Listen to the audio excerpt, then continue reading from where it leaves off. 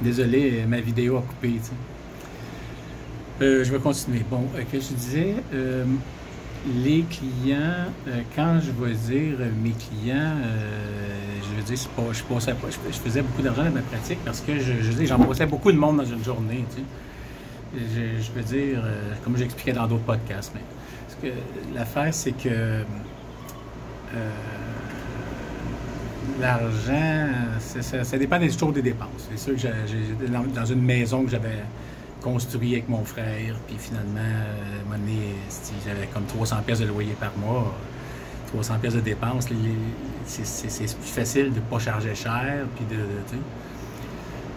que quand tu as la grosse business qui te coûte 10 000 par 2 semaines. Là, fait que, tout ça pour dire que, qu'est-ce que je voulais dire? Oui, on forme les techniciens, puis on forme les vétérinaires à comment... Tu sais, l'entrepreneuriat, là, c'est beau, là, c'est bien, là, mais je veux dire, il y a comme une mentalité qui vient avec ça, qui est comment faire de l'argent. Et là, comment faire de l'argent, là, c'est de la psychologie de comment influencer ton client. Je regardais... je change d'à propos. Vous êtes habitué à ça parce que je pensais à vous dire ça parce que des fois je réfléchis à mes podcasts et je me dis il faudrait que je parle de certains sujets. Là. Je regarde le dropshipping pour faire de l'argent, mettons, avec les internets, puis de pouvoir être libre, puis de pouvoir voyager, puis de travailler à ta business, que tu sois n'importe où dans le monde. C'est quelque chose qui me plaît. Là.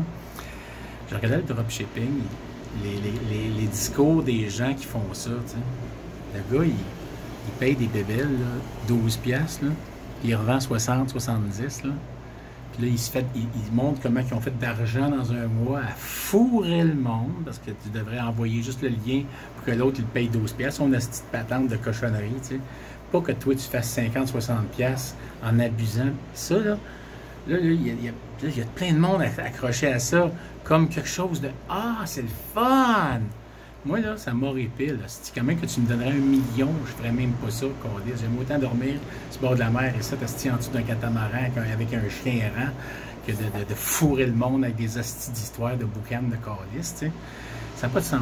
Bref, je me calme. J'avais dit que je m'étais dit avant de commencer que je ne sacrerais pas. Vous voyez, je suis mal parti, mais c'est... Fait que, qu'est-ce que je voulais dire? Là, je pense que mon téléphone, mon S8, je pense qu'il coupe après 30 minutes d'enregistrement. Je sais pas trop, ça fait que... Excusez. J'ai toussé. Je sais pas si ça fait bien du bruit.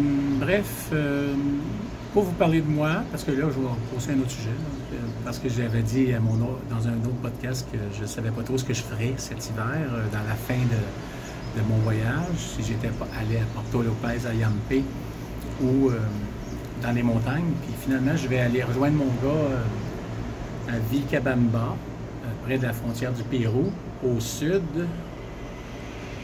est de l'Équateur. Et c'est là que lui vit. Puis sa femme va avoir un bébé au mois de mai. Fait que je les ai pas revus depuis un petit bout. On va aller voir ça, puis je vais les aider à aménager leur maison. Puis, je vais passer juste une semaine là-bas, puis je vais revenir sur la côte, et puis je vais revenir au Québec par la suite. Fait que c'était les nouvelles